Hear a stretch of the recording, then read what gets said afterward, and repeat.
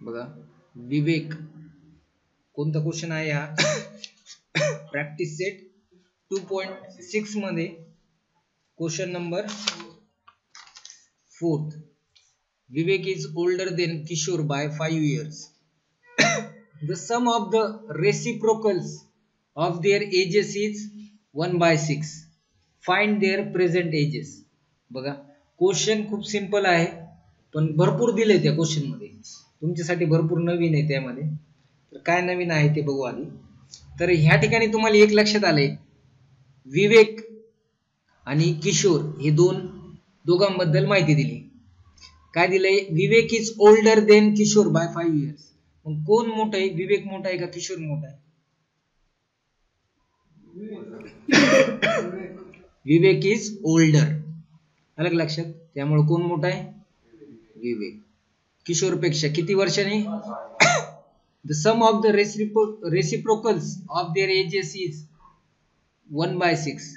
त्यांचं जे एज आहे, त्यांचं जे वय आहे त्याचं जर सम केलं आणि त्या म्हणजे त्यांचं जे एज आहे, बघा रेसिप्रोकल म्हणजे काय, नीट लक्ष द्या. रेसिप्रोकल या शब्दाचा अर्थ सांगायचा मला. तर रेसिप्रोकल म्हणजे काय, फॉर एक्झाम्पल या ठिकाणी आपण काय करू, जसं फॉर एक्झाम्पल या विवेकचं एज आपण घेऊया, समजा आपल्याला माहित नाहीये तर विवेकचं एज घेऊ आपण एक्स. काय घ्यायचं, एक्स. विवेकचं एज किती, एक्स. मग या किशोरचं एज किती येणार, मग x+5. किशोरचं एज काय येणार, x-5 का x+5?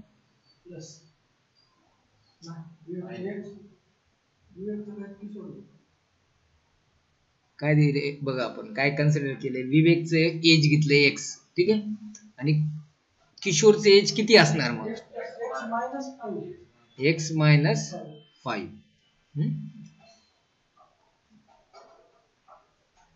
काय डाऊट आहे का याच्यामध्ये कुणाला? किशोरचं एज किती येणार सांगा, x+5 येणार का x-5 येणार?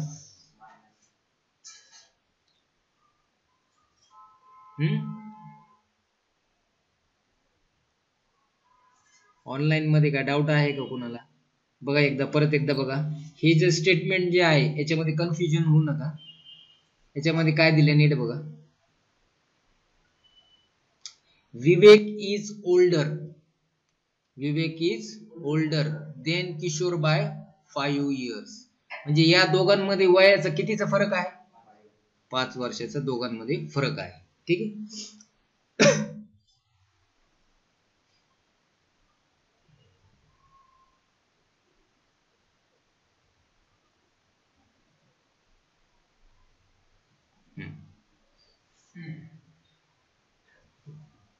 असं जर कन्फ्युजन होत असेल तर असं घेतो मी. बघा एक मिनिट, तुम्हाला कन्फ्युजन होते, आपण उलट घेऊ.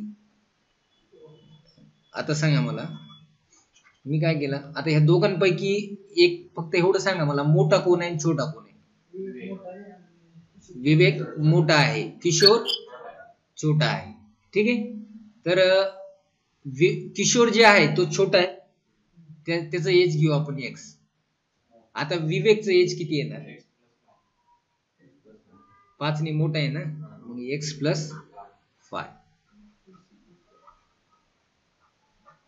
आता काय डाऊट आहे कोणाला किशोर आणि विवेक मध्ये, ऑनलाईन मध्ये समजलं काही?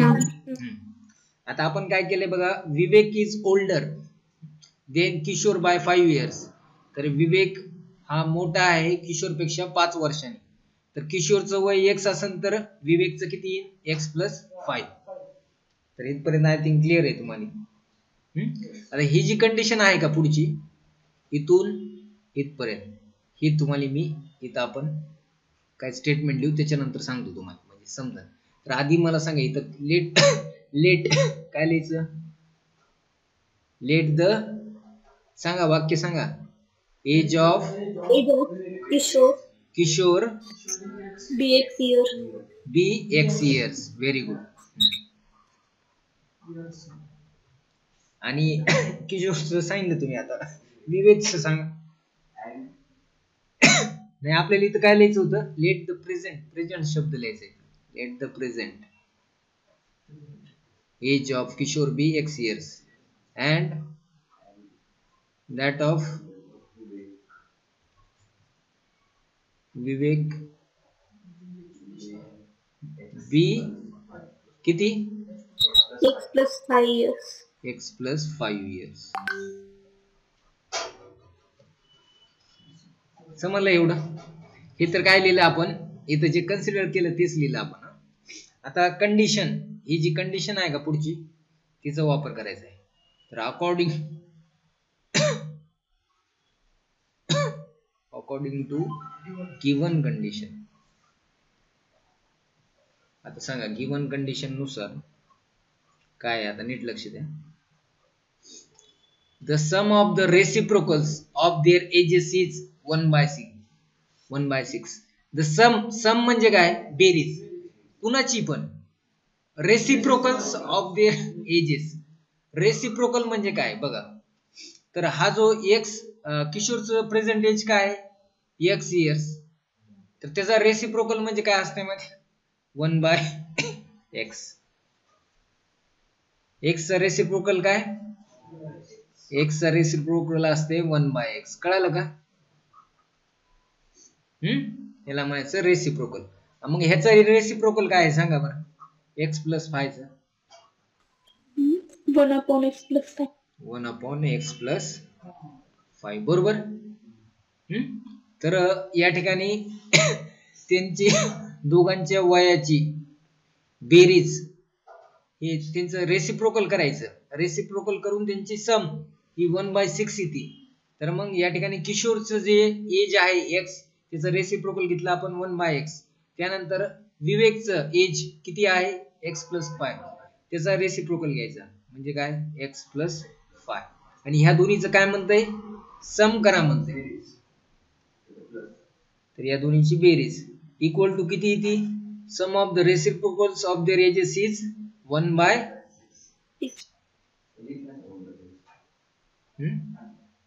तर ही कंडिशन आपल्याला या ठिकाणी मिळाली. आता याला सॉल्व्ह करून आपल्याला इक्वेशन तयार करायचं.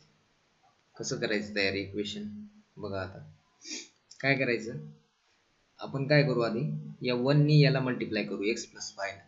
1 इंटू एक्स प्लस 5 किती येते 1 into x plus 5 x plus 5. 1 into x 1 into x x आणि खाली काय येते x into x plus 5 x into x plus 5 equal to 1/6. इथपर्यंत समजलंय का. इथपर्यंत समजलं. काय डाऊट कुणाला इथपर्यंत. आता बघा इथं एक्स आहे इथं पण एक्स आहे. एक्स प्लस एक्स किती येते एक्स प्लस एक्स मल्टिप्लिकेशन आहे का ऍडिशन आहे दोन्ही मध्ये 2x प्लस 5 अपॉन. आता एक्स नी या ब्रॅकेटला मल्टिप्लाय करायचं. X into x x square very good. हा त्यानंतर एक्स इंटू 5 करायचे आपल्याला. इथं प्लस आहे इथं पण प्लस आहे. प्लस इंटू प्लस तर प्लसच राहणार आहे. एक्स इंटू 5 किती येते 5x व्हेरी गुड 1/6. इथपर्यंत समजलं. आता काय करायचं बघा. आता या 6 नी काय करायचं या 6 नी याला मल्टिप्लाय करायचं वरच्याला. या 1 नी याला मल्टिप्लाय करायचं. काय होते बघा आता 6 into 2x plus 5 1 into x square 5x. काय आता 6 नी मल्टिप्लाय करायचं. 6 2 जा 12x 6 5 जा. आता 1 नी याला मल्टिप्लाय केलं तरी हे आशाला असंच राहणार आहे. तर हे एक्स स्क्वेअर प्लस 5x. ठीक आहे. आता काय करायचं आपल्याला हे जे आहे याला काय करू आपण इकडे राईट साईडला नेऊ. काय होतंय बघा तर या ठिकाणी काय होईल, हे एक्स स्क्वेअर असेल याचं प्लस 5x जसेल तसं, आणि हा जो 12x आहे प्लस 12x इकडे आल्यावर काय होईल, आणि प्लस 30 इकडे आल्यावर काय होईल, मायनस. आता इथं काहीच नाही राहिलं, इथं काहीच नाही तर 0 लिहू शकतो आपण इथं. समजलं का 0? हो. हा.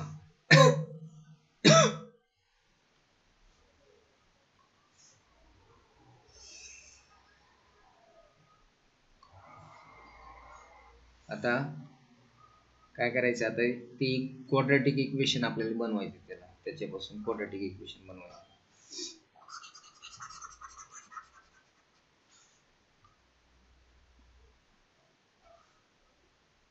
हा, तर या साईडला 0 लिहितो इक्वल टू इथे एक्स स्क्वेअर.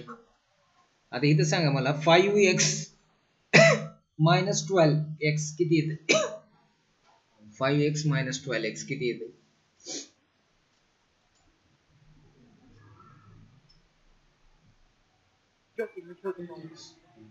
हा 8x, 5x minus 12x 8x, हा 7x, positive 7x, negative 7x. बघा 10 स्टँडर्डला येत आपण, आठवण नाही करून देणार आहे मी. तर 5x मायनस 12x आलं पाहिजे, उद्या तुमचे भाऊ लहाने भाऊ सांगू नये तुम्हाला काय. हा, तर हे असं आलंय बघा. आता आपण काय करू, ह्याला इकडं राईट साईडला, इकडं लेफ्ट साईडला आणू, या 0ला इकडं नेऊ. हा, तर फक्त मी इकडली साईड इकडे लिहितो, साईन न बदलता जशाल तसं, कुणाची साईन नाही बदलायची, आणि या 0ला इकडे लिहायचं फक्त राईट हँड साईड इकडे नेली, राईट हँड साईड सगळीच इकडे नेली लेफ्ट साईडला, आणि लेफ्ट साईडची सगळंच इकडे लिहिलं. त्याच्यामुळे साईन वगैरे काय बदलायची गरज नाही.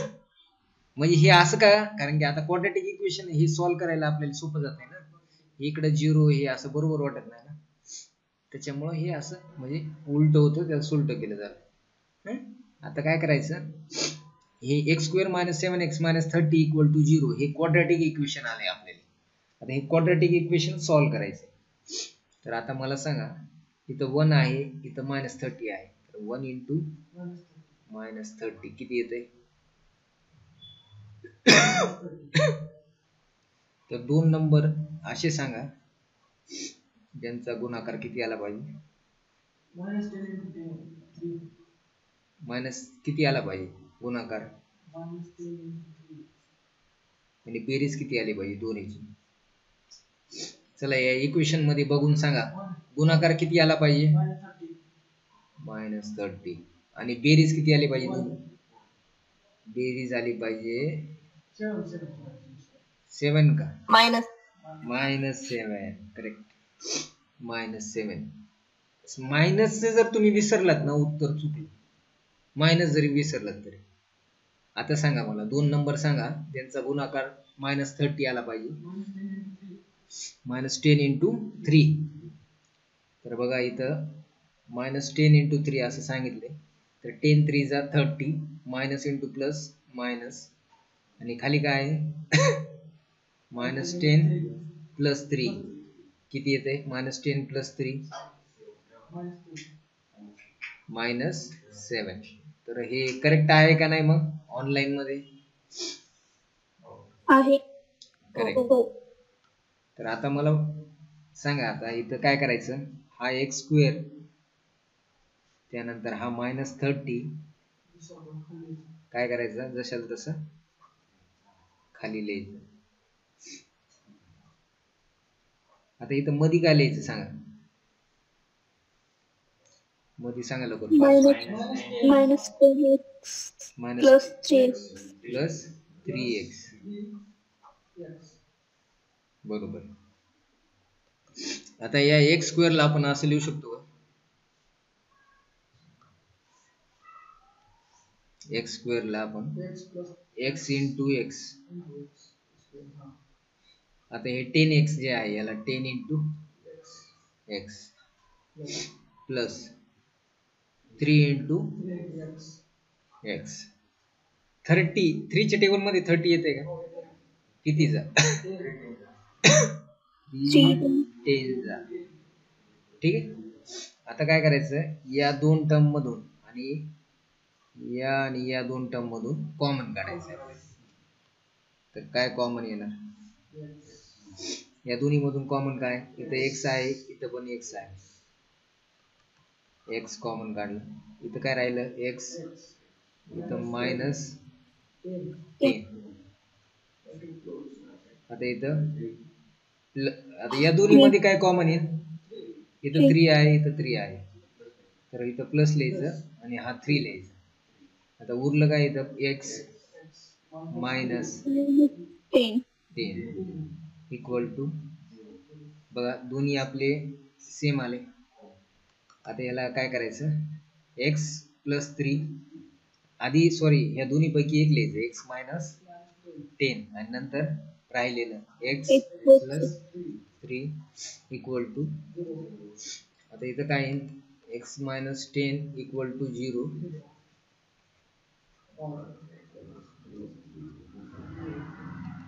एक्स इज इक्वल टू किती 10 और x is equal to minus.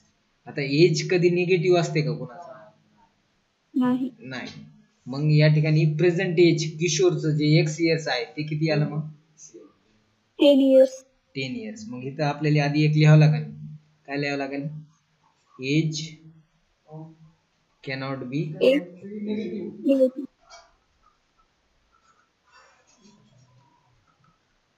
तर इथं किशोरचं मग प्रेझेंट एज काय आहे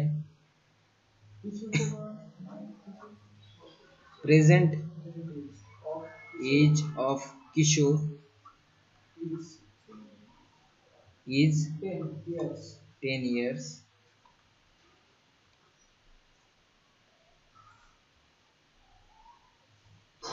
and that of Vivek is x plus 5 x ची व्हॅल्यू किती x ची व्हॅल्यू किती 10 तर इथं किती येणार x ची व्हॅल्यू घ्यायची 10 प्लस 5 15 इयर्स.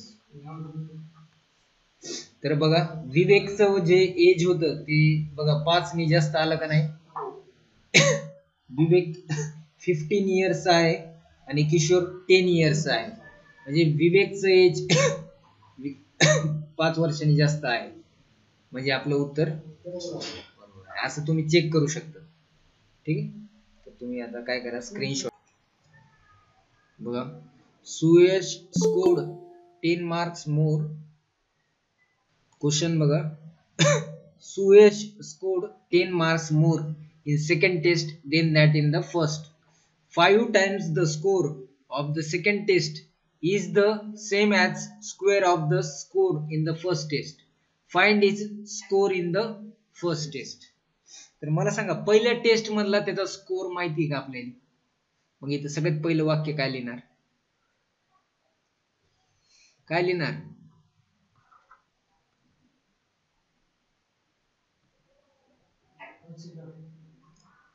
लेट काय लिहायचं let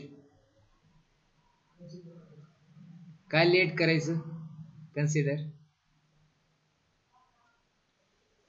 find his score in the first test ना let the score of Suyash in first test be x. पहिल्या टेस्ट मध्ये किती स्कोर आहे माहितच नाही x घ्यायचं ठीक आहे. आता मला सांगा प्रणव सेकंड टेस्ट मध्ये त्याचा स्कोर काय आहे सुयशचा score in the second test सुयशचा सेकंड टेस्ट मध्ये स्कोर काय असणार आहे 5 टाइम्स x प्लस 5 नीट बघा 10 x plus 10 score in the second test किती राहणार x प्लस काय दिले बघा सुरुवातीला Suyash scored 10 more marks in second test second test मध्ये 10 मार्क जास्त घेतले ना म्हणजे पहिल्या टेस्ट मध्ये x घेतलेत मग ह्याच्यापेक्षा 10 ऍड करावे लागते मग score in the second test is x plus 10 बरोबर आहे का आता आता आता कंडिशन आता हे पहिलं जे आहे वाक्य बघा याचा विषय मिटला आता मिटला का नाही आता आपण बघूया ही कंडिशन जी दिली का याचा यूज करायचा आता आपल्याला आता ही कंडिशनचा यूज करायचा आहे तर अकॉर्डिंग टू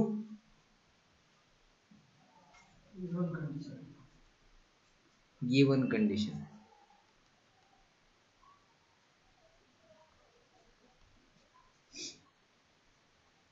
आता ही जी कंडिशन आहे का आता नीट लक्ष द्यायचं आहे बरं का ही जर नाही समजली तर काय उपयोग नाही 5 टाइम्स मग 5 टाइम्स म्हणजे गुणाकार करायचा का भागाकार करायचा का काय करायचं 5 टाइम्स म्हणजे काय असते 5 टाइम्स मल्टिप्लिकेशन करायचं तर बघा केलं मी 5 टाइम्स केलं पुढे काय म्हणते the score of the second टेस्टचा स्कोर किती आहे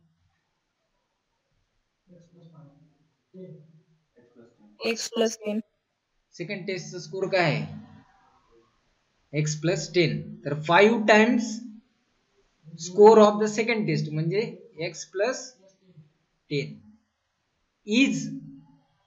इज म्हणजे काय इज म्हणजे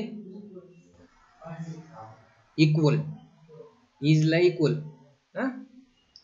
is the same as square of the score in the first test तर काय करायचं स्क्वेअर करायचं कुणाचा फर्स्ट टेस्ट मध्ये किती स्कोर होता x त्याचा स्क्वेअर करायचा x स्क्वेअर समजलं का झाले का ही कंडिशन समजली का इथून इथपर्यंत 5 times the score of the second test 5 times score of second test is म्हणजे equal the same as square of the score in the first test पहिल्या टेस्ट मधला जे स्कोर आहे त्याचा स्क्वेअर समजलं का आहे का काही कंडिशन एवढी स्ट्रॉंग होती का इझी कंडिशन आहे पण मांडता आली पाहिजे आपल्याला तर आता काय करायचं 5 इंटू या ब्रॅकेटला मल्टिप्लाय करू 5 इंटू एक्स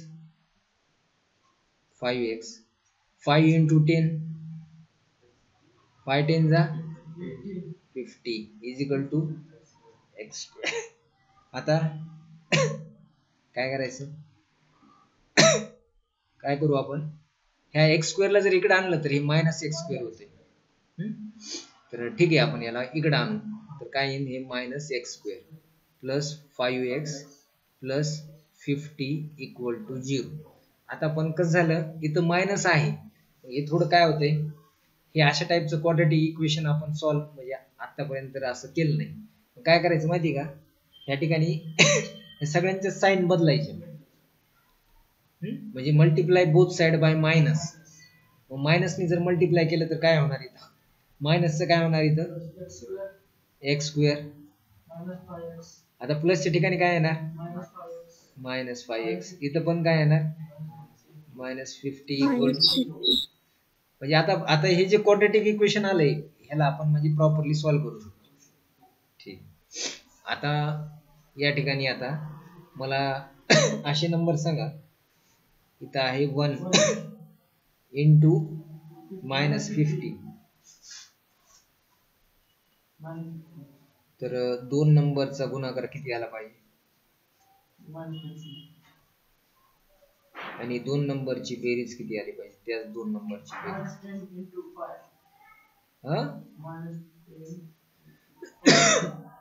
2 नंबरची बेरीज किती आली पाहिजे मायनस करेक्ट, -5. चला सांगा नंबर. -10 into 5. -10 into 5. बघा, -10 into 5. Minus into plus minus, 10 5 जा 50. इथं पण काय येईल? -10 + 5. -10 + 5 काय येते? -5 येते. ठीक आहे. तर मग या ठिकाणी म्हणजे हे आपलं आलेलं काय आहे? करेक्ट आहे. आता काय करायचं इथं? हा x² -50 ॲज इट इज लिहून घे.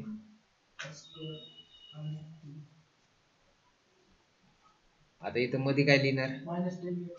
-10x. इथं minus Plus 5. Plus 5. 5x. Very good. आता काय करायचं?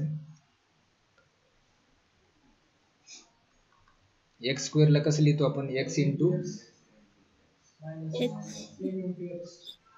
10 into X. याला 10 इंटू x, नंतर 5 5 इंटू into आता 5 च्या टेबल मध्ये 50 येते का? 10 इंटू 5 घ्या किंवा 5 इंटू 10 घ्या. 5 10 जा = 0. आता इथं बघा, या दोन्ही मधून आणि या दोन्ही मधून कॉमन काढायचं. इथं काय आहे? x. इथं x मायनस, आता या दोन्ही इथं 5, इथं पण 5 प्लस 5. आता मध्ये काय राहिलं? x मायनस -10 = ह्याला आपण असं लिहू शकतो, x - 10 दोन वेळा आलाय. हा x प्लस 5 = 0. ठीक आहे. आता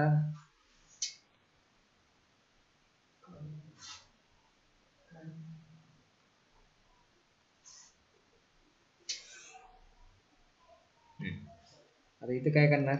x - 10 = 0 और x + 5 = 0. हा, आता बघा x = किती येणार? x =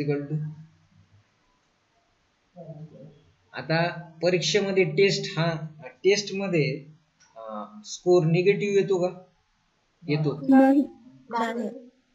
येत नाही शक्यतो, म्हणजे मोस्टली तर आपल्या बोर्डाच्या परीक्षेमध्ये येतो का 10वीच्या?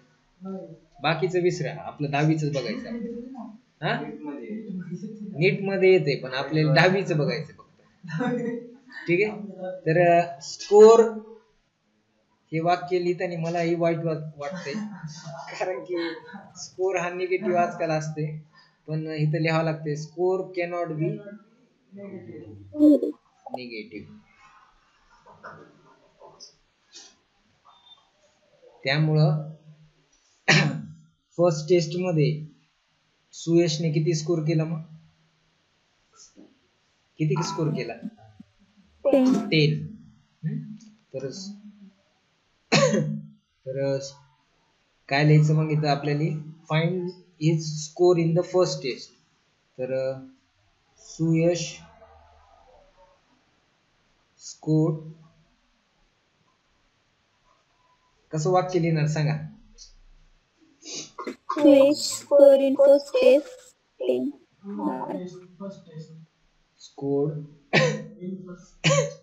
स्कोर नंतर In first test. वाक्य आपलं थोडं डिफिकल्ट व्हायला, इझी करायचं वाक्य आपल्याला. सांगा. 10. असे जमते. इन फर्स्ट टेस्ट सुयश किती चालेल? स्कोर 10. तर मार्क्स वगैरे काय दिलं नाही. 10च फक्त. मार्क्स नाही, स्कोर किती स्कोर केला तर त्याने 10 हा स्कोर केला. In first test Suyash score 10. ठीक आहे. तर हे असं वाक्य तुम्ही ह्याच्या अजून तुम्हाला येत असेल दुसऱ्या पद्धतीने तर ते सुद्धा लिहू शकतात, काही प्रॉब्लेम नाही. इथं काय आपला इंग्लिश ग्रामर चेक करणार नाही कोणी. आपलं फक्त शेवटी स्टेटमेंट महत्वाचं आहे, फक्त ते प्रॉपर आलं पाहिजे, जास्त पण म्हणजे चुकीचं नाही झालं पाहिजे. बरोबर आहे का? तर याचा स्क्रीनशॉट घ्या. Cost of each pot is rupees 14, more than 10 times total number of pots we make in one day. अच्छा. तर या ठिकाणी काय दिले बघा, production cost of each pot is, एका पॉटची प्रोडक्शन थांब एक पॉट बनवण्यासाठी खर्च किती लागतो, एका पॉट बनवण्यासाठी खर्च किती लागतो, तर ₹40 more than 10 times total number of pots. ही एक कंडिशन दिली. आवाज येत नाहीये. अच्छा, फास्ट वाच पहिल्यापासून.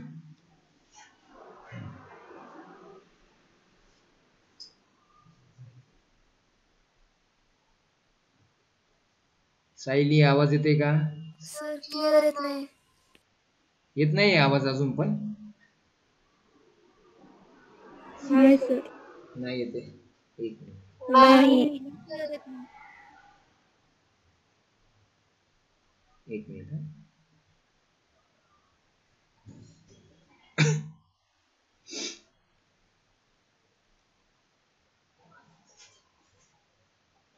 बघा आता चेक करा.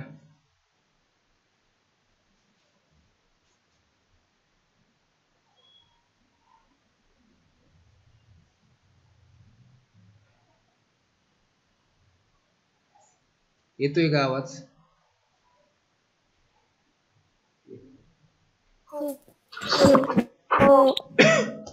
तर सायली क्वेश्चन वाच फास्ट. हा,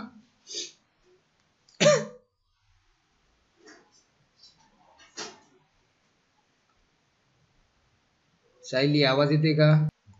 बघा, mister Kasam runs a small business of making earthen pots. Earthen pots बनवतोय. Mister Kasam runs a small business of making earthen pots. He makes certain number of pots on daily basis.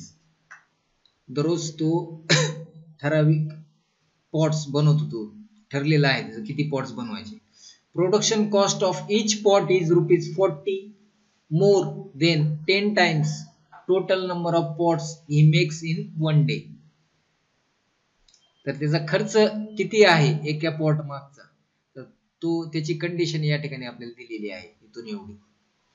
If production cost of all pots per day is ₹600, जर दिवसाची त्याची pots बनवण्याचा खर्च एका दिवसाचा त्याचा ₹600 असे आहे समजा, किती दिलाय ₹600.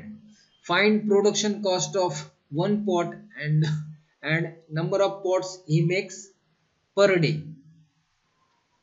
थोडा क्वेश्चन जे आहे का थोडं अवघड आहे, जरा थोडं लक्ष दे, जरा कॉम्प्लिकेटेड आहे प्रश्न जरा. तर नीट लक्ष जर नाही दिलं तर समजणार नाही. तर आपण आधी काय करू, या ठिकाणी आपल्याला काय फाइंड करायचं आधी ते बघू. Find production cost of one pot, म्हणजे एक पॉट बनवण्यासाठी प्रोडक्शन करण्यासाठी किती खर्च लागतो, आणि नंतर काय म्हणतंय and number of pots he makes per day, आणि एका दिवसामध्ये तो किती पॉट्स बनवतो. या दोन गोष्टी फाइंड करायच्या. कोणत्या दोन गोष्टी, एक तर एका पॉट मागे खर्च किती लागतो आणि एका दिवसामध्ये किती पॉट तयार करतो, हे दोन गोष्टी फाइंड करायच्या. एका पॉट मागचा खर्च आणि एका दिवसामध्ये तो किती पॉट्स बनवतो हे आपल्याला फाइंड करायचंय. तर क्वेश्चन समजलाय का? काय लिहिलंय बघा, या ठिकाणी आपल्याला त्यांनी विचारलंय की number of pots he makes per day, एका दिवसामध्ये किती पॉट्स बनवतो तो. तर मी लिहिलंय या ठिकाणी की mister Kasam makes x number of pots on daily basis. दररोज किती बनवतोय, किती पॉट्स बनवतोय तू, x बनवतोय. ठीक आहे. आता आपल्याला प्रोडक्शन कॉस्ट, एका पॉटची प्रोडक्शन कॉस्ट फाइंड करायची. Production cost of each pot, एका पॉटची प्रोडक्शन कॉस्ट म्हणजे त्याला बनवण्यासाठी, एका पॉटला बनवण्यासाठी किती खर्च येतोय, आता ते फाइंड करायचं आपल्याला. आता कसं फाइंड करायचं, आता बघा त्यासाठी आपल्याला इथं मी हे जे ग्रीन कलरनी अंडरलाईन केले ही कंडिशन आहे ती. तर काय कंडिशन आहे बघा, नीट लक्ष द्या. Production cost of each pot is ₹40. किती आहे, ₹40. मोर शब्द वापरलाय, ₹40 more than 10 times total number of pots. Total number of pots एका दिवसामध्ये किती बनवतोय तू,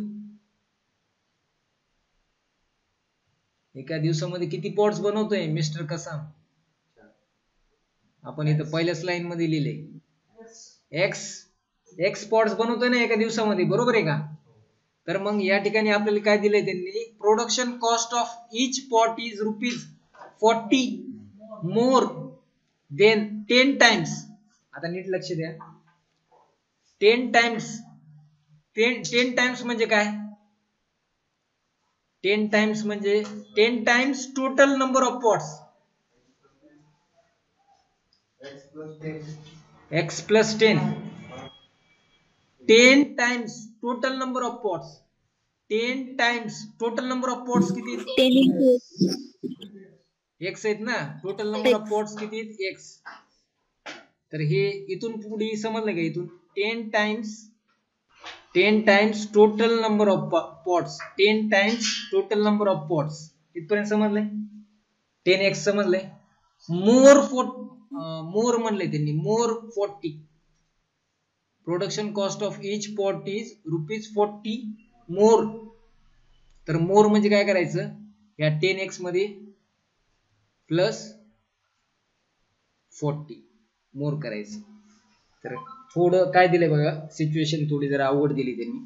तर या ठिकाणी काय केलंय, production cost of each pot, तर एका पॉटची प्रोडक्शन कॉस्ट आहे ₹40 मोर. तर ₹40 मोर ₹40 एवढं समजलं. 10 times total number of pots, total number of pots म्हणजे किती, x. 10 times total number of pots. तर ही अशी कंडिशन आली, 10x plus 40.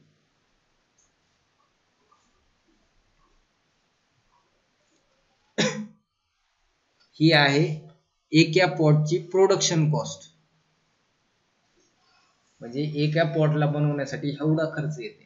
तर किती अवघड दिले बघा स्टेटमेंट. एक स्टेटमेंट जरा थोडं अवघड आहे, पण ह्याला नीट एकदा जर समजून घेतलं ना तुम्ही, तर बनवता येते तुम्हाला, ते अवघड नाही एवढं.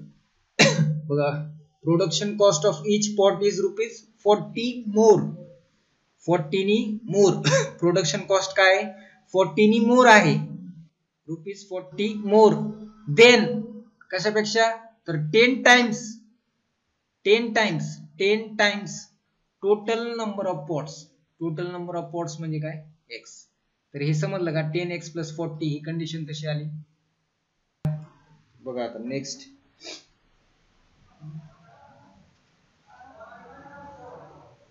आता ही प्रोडक्शन कॉस्ट म्हणजे ही रुपी मध्ये आहे, 10x plus 40. आता अकॉर्डिंग टू गिवन कंडिशन,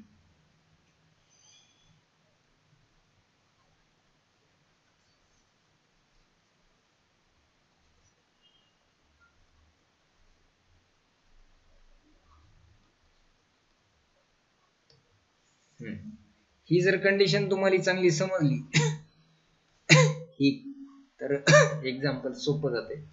हे याला फक्त प्रॉब्लेम थोडं समजून घ्या, नंतर प्रॅक्टिस करायची. तर अकॉर्डिंग टू गिवन कंडिशन, तर गिवन कंडिशन नुसार मला सांगा त्यांनी काय सांगितलं पुढे, if the production cost of all pots per day is rupees 600. एका दिवसामध्ये किती पॉट तयार होतात? x. टोटल खर्च किती आहे? सगळे x पॉट्स तयार करायचा 600 रुपये. बरोबर आहे का? आणि एक पॉट तयार करायचा खर्च किती आहे?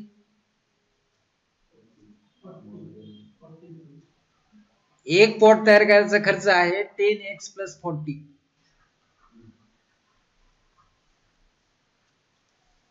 लक्षात आलं का तुमच्या? एक पॉट तयार करायचा खर्च काय आहे?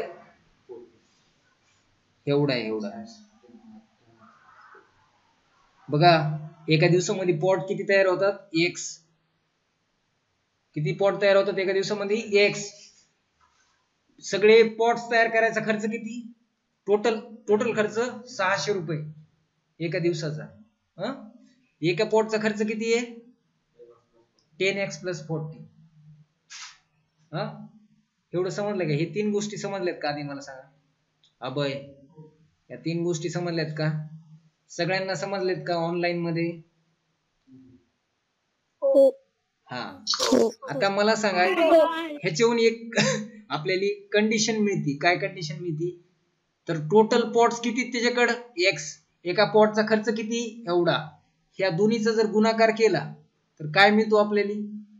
हे टोटल पॉट्स आहेत, एका पॉटच्या मागचा खर्च एवढा, तर ह्या दोन्हीचा जर गुणाकार केला तर काय मिळते आपल्याला? 600 मिळते. करेक्ट, 600. तर बघा या ठिकाणी x पॉट आहेत, एका पॉटचा खर्च किती आहे? 10x + 40. तर एवढे पॉट्स आहेत, एवढ्या पॉट्सचा एका पॉटचा खर्च आहे एवढा, तर ह्या दोन्हीचा जर गुणाकार केला तर एका दिवसाचा खर्च मिळणार का नाही आपल्याला? हे काय आहे? टोटल नंबर ऑफ पॉट्स आहेत ना. हे काय आहे? प्रोडक्शन कॉस्ट ऑफ किती पॉट? ही एका पॉटची प्रोडक्शन कॉस्ट आहे ना. Production cost of one pot ना. एका पॉटचा एवढा खर्च आहे आणि तुम्हाला एवढे पॉट बनवायचे, एक्स पॉट बनवायचे. मग याला याच्यासोबत मल्टिप्लाय केल्यानंतर एका दिवसामध्ये त्याला खर्च किती येतो? 600 रुपये येतो का नाही? ह्या दोन्हीचा गुणाकार = 600 येते का नाही? हे कंडिशन बनते का नाही? अरे हे तुमच्या लक्षात येईल का नाही? x नी याला का मल्टिप्लाय केलं मी आणि हे 600 कसं काय येतं equal? Total number of pots किती आहेत समजा. आता ही x तुमच्या लक्षात येईल नाही. समजा एका दिवसामध्ये 100 पॉट तयार होतात. किती? 100 पॉट. एका पॉटचा मागे खर्च आहे समजा 6 रुपये. एका पॉटच्या मागे खर्च किती? 6 म्हणजे काय? 10x + 40 म्हणजे 6. तर आपल्या एका दिवसात 100 पॉट बनवतात. एका पॉटच्या मागे 6 रुपये खर्च, तर एका दिवसाचा खर्च किती पॉट बनवण्याच्या मागे? 100च बनवताय ना दिवसाला, तर 100 × 6 किती आलं? 600. मग आपलं 100 आहे, आपल्याला माहिती का किती पॉट बनवतो तो दिवसाला? मग किती घेतले आपण? x. एका पॉट मागे किती खर्च येते माहिती का आपल्याला? 6 नाही येत, हे माहित नाही आपल्याला. तर किती येते हे मी मनाने घेतलंय, तर हे आपल्याला दिलंय ना इथं. एका पॉटच्या मागे खर्च किती आहे? 10x + 40 = किती येणार मग? 600. आता समजलं का हे? आता काय करायचं? ही जी कंडिशन मिळाली आपल्याला, x नी या ब्रॅकेटला मल्टिप्लाय करायचं. x × 10x, x × 10x 10x² plus x × 40 40x = 600. आता हा जो 600 आहे त्याला आपण लेफ्ट साइडला घ्यायचं का? बघा 10x² + 40x, हा 600 इकडे लेफ्ट साइडला आला. काय होईल मग? = 0. आता मला सांगा इथं 10 आहे, इथं 40 आहे, इथं 600 आहे. या तिन्हीला कशाने डिवाइड करता येईल आपल्याला? 10 ने. तर काय करायचं? Divide both sides by 10. तर इथं काय येणार? 10x square upon 10, 40x upon 10 minus 600 upon 10 equal to 0. तर हा 10 हा 10 कॅन्सल, इथला 0 इथला 0 कॅन्सल, त्यानंतर इथला 0 आणि इथला 0 कॅन्सल. काय बाकी आहे आता? इथं x square plus 4x minus 60 equal to 0. आता सांगा 1 इंटू मायनस 60, 1 इंटू मायनस 60. तर दोन नंबरचा कोणते दोन नंबर आहेत त्यांचा गुणाकार मायनस 60 आला पाहिजे आणि बेरीज त्या दोन्हीची किती आली पाहिजे? 4 आली पाहिजे. सांगा 10 into minus 6. minus 10 into 6 10 10 into minus 6. 10 into minus 6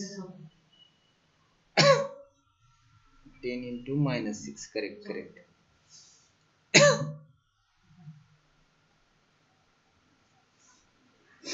10 into minus 6 करायचं. हा, तर या ठिकाणी प्लस करतो, याला मायनस, आणि इथंही प्लस इंटू मायनस मायनस, 10 6 जा 60, आणि इथं पण काय येणार? 10 मायनस 6 प्लस मायनस काय होते? Plus minus minus, 10 minus 6 4. तर बरोबर आहेत संख्या सांगितलेल्या. तर हे x square as it is लिहायचं आणि हे मायनस 60 पण as it is. x square minus 60 equal to 0. आता सांगितलं मध्ये काय लिहिणार?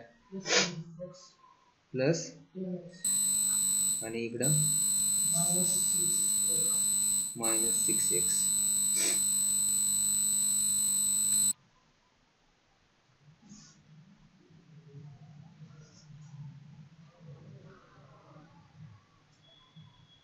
बघा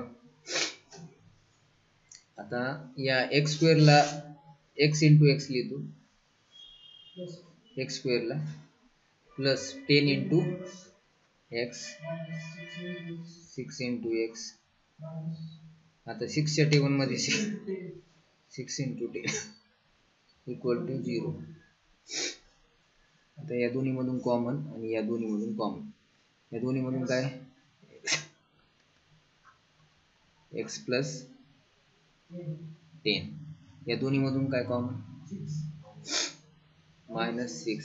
इथं काय? x minus x plus 10. बघा बरोबर आहे. इकडे प्लस आहे तर इथं पण प्लस लिहावं लागेल. आपण चेक पण करू शकतो. बघा मायनस 6 इंटू एक्स किती येते? Minus 6x. बरोबर आहे. मायनस इंटू प्लस मायनस आलं का? मायनस आणि 16 जा 60. तर आता या ठिकाणी x प्लस 10. तर x प्लस 10 आणि हे x मायनस 6 इक्वल टू 0. आता इथं काय? x प्लस 10 इक्वल टू 0 और x minus 6 equal to 0.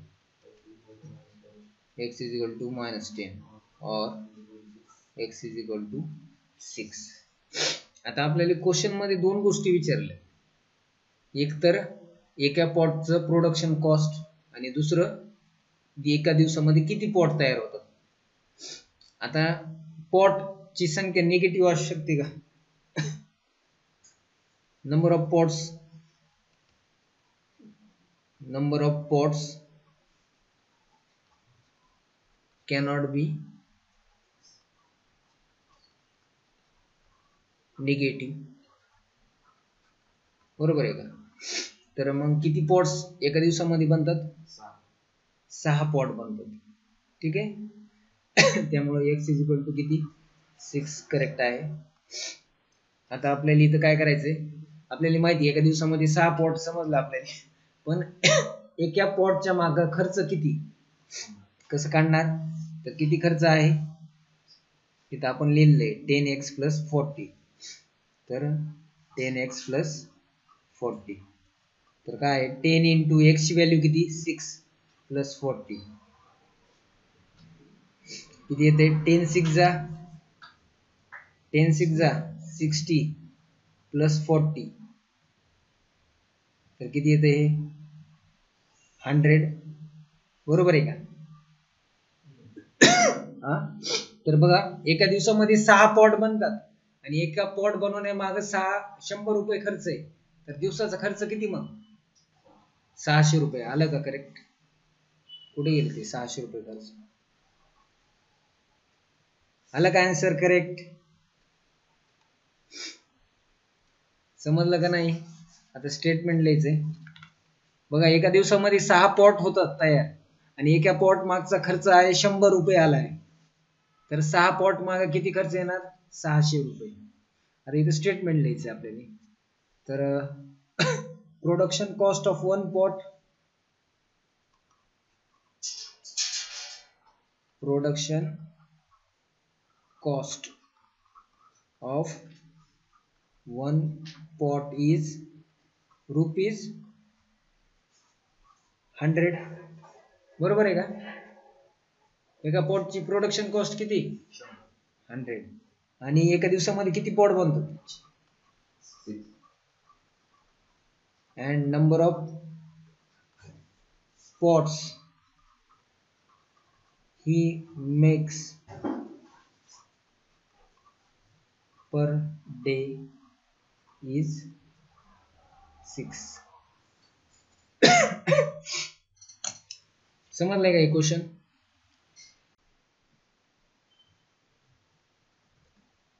Practice set किती प्रॅक्टिस सेट आहे 2.6. प्रॅक्टिस सेट 2.6 मध्ये क्वेश्चन नंबर 7 चॅप्टर आहे क्वाड्रॅटिक इक्वेशन बरोबर आहे. Question number 7 Pratik takes 8 hours to travel 36 kilometre downstream. तर हा जो क्वेश्चन आहे का डाउनस्ट्रीम, तर हा क्वेश्चन UPSC एक्झाम मध्ये बऱ्याच एक्झाम मध्ये हा क्वेश्चन फेमस आहे बरं का. तर त्या लेवलचा क्वेश्चन आहे हा, आपल्या 10th स्टँडर्ड मध्ये इतक्या हाय लेवलचा क्वेश्चन टाकलाय बघा, नीट लक्ष द्या फक्त. प्रतीक takes 8 hours to travel 36 kilometer downstream and return to the same spot. Pratik takes 8 hours to travel 36 kilometer downstream and return to the same spot. The speed of boat in still water is 12 kilometer per hour. Find the speed of water current. तर बघा हे जे example आहे का हे मी तुम्हाला पहिल्यांदा सांगितलंय, हे UPSC MPSC लेवलचं एक्झाम्पल आहे आणि हे बऱ्याच एक्झाम मध्ये विचारलं जाते. तर या ठिकाणी बघा हे एक्झाम्पल आधी समजून सांगतो तुम्हाला. हे एक्झाम्पल इझी नाहीये लक्षात ठेवा. बघा एक बोट आहे बोट आणि फॉर एक्झाम्पल ही जी बोट आहे ती बोट पाण्यामध्ये कशामध्ये आहे इथं काय दिलंय speed of boat is in still water is 12 find the speed of water current. ठीक आहे. तर एक समजा फॉर एक्झाम्पल ही रिव्हर आहे, रिव्हर नदी आहे. तर या नदीमध्ये पाणी असं ट्रॅव्हल करतं इकडं असं डाऊनवर्ड आणि बोट जी आहे बोट ती बोट आहे ना समजा बोट फॉर एक्झाम्पल, आता मला पेंटिंग एवढी येत नाही भारी, तर ही जी बोट आहे ही ट्रॅव्हल करते अशी पाण्याच्या दिशेनेच. मग मला सांगा त्या बोटची स्पीड आणि त्या पाण्याला पण स्पीड आहे. समजा ती काय पाण्याला पण स्पीड आहे आणि बोटला पण स्पीड आहे. समजा पाण्याची स्पीड आहे समजा 5 किलोमीटर पर आवर आणि त्या बोटची स्पीड आहे समजा 10 किलोमीटर पर आवर समजा. तर मला सांगा जर ती बोट पाण्याच्या प्रवाहासोबत वाहतीये, पाणी जिकडे व्हायला लागले तिकडेच ती बोट पण चालली, तर स्पीड म्हणजे दोन्हीची स्पीड काय आहे, म्हणजे स्पीड वाढणार का कमी होणार? पाण्याच्या दिशेने व्हायला लागले म्हणून काय होणार?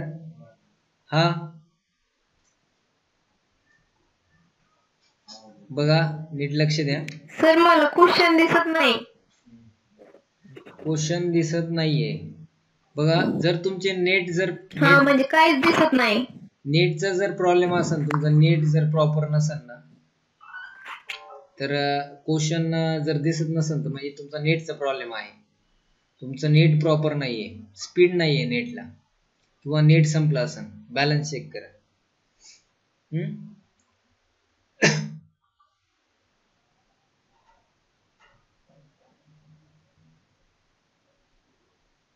आता बघा, आता या क्वेश्चन मध्ये काय दिले आहे, Pratik takes 8 hours to travel 36 kilometre downstream and return to the same spot. The speed of the boat in still water is 12 kilometre per hour. त्या बोटची किती स्पीड आहे? 12 किलोमीटर पर आवर. बोटची स्पीड किती आहे? 12 किलोमीटर पर आवर. बघा ही आहे बोटची speed. In still water म्हणजे काय? स्टील वॉटर म्हणजे थांबलेलं पाणी. असं जागेवर पाणी आहे, पाणी हलत नाही. समजा एक आपण तळ घेऊ, तळ्यामध्ये किंवा एखादा डॅम जे जागेवर पाणी असते त्याच्यामध्ये, बरोबर आहे, स्टील वॉटर म्हणायचं त्याला. आणि त्याच्यामध्ये एखादी बोट आहे, त्याची स्पीड आहे 12 किलोमीटर पर आवर. तर इथं आपल्याला ह्याच्यावरून काय लक्षात आलं की बोटची स्पीड किती आहे? 12 किलोमीटर पर आवर. आता मला सांगा पाणी या दिशेने वाहते. आता या पाण्याची स्पीड दिली का आपल्याला? या पाण्याची स्पीड दिली का आपल्याला? वॉटर करंटची स्पीड आहे का? ही जी वॉटर आहे याला वॉटर करंट म्हणतात. त्याची स्पीड फाइंड करायची आपल्याला. Very good. तर आपल्याला त्याची स्पीड जी आहे वॉटर करंटची स्पीड फाइंड करायची. तर आपल्याला ती माहित नाहीये, तर ती मी x किलोमीटर पर आवर घेऊ का? वॉटर करंटची स्पीड म्हणजे या पाण्याची स्पीड, नदीमध्ये पाणी असते, वाहतंय का नाही, मग त्याला म्हणायचं वॉटर करंट. आणि त्याची स्पीड, तर या ठिकाणी त्याची स्पीड आपल्याला फाइंड करायची, पण माहित नाहीये आपल्याला. तर किती घेतली आपण? x किलोमीटर पर आवर. आता बघा बोटचं डायरेक्शन पण या दिशेला आहे, पाण्याचा प्रवाह पण, वॉटर करंट पण याच डायरेक्शन मध्ये फ्लो करते, वॉटर पण. मग मला सांगा या ठिकाणी स्पीड किती या ठिकाणी मिळणार आहे? या बोटची किती स्पीड होणार आहे? 12. आता याला म्हणायचं याला काय म्हणते, ज्या दिशेमध्ये बोट म्हणजे मूव्ह करतेय आणि ज्या दिशेमध्ये पाणी, जर दोन्हीची दिशा जर एकच असेल तर त्याला काय म्हणायचं? Down stream. काय म्हणायचं त्याला? डाऊन स्ट्रीम म्हणजे काय? म्हणजे बोटचं डायरेक्शन आणि पाण्याचं डायरेक्शन काय आहे? एकच आहे, त्याला म्हणायचं डाऊन स्ट्रीम. आता दुसरा शब्द आहे अपस्ट्रीम. अपस्ट्रीम म्हणजे काय असते बघा? अपस्ट्रीम. आता बोट काय, समजा फॉर एक्झाम्पल आता बोट काय झाली, अशी किती किलोमीटर गेली अशी बोट? 36 किलोमीटर डाऊन स्ट्रीम गेली. म्हणजे किती डिस्टन्स कव्हर केले?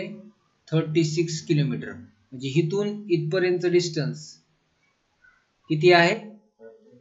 36 किलोमीटर. आता बोट इथं येऊन परत गेलीये, बोट वापस गेलीये.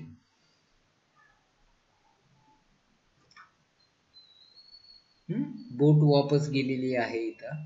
आता मला सांगा या ठिकाणी बोटचं डायरेक्शन कुठे वापस जाताना? इकडं खाली का वर?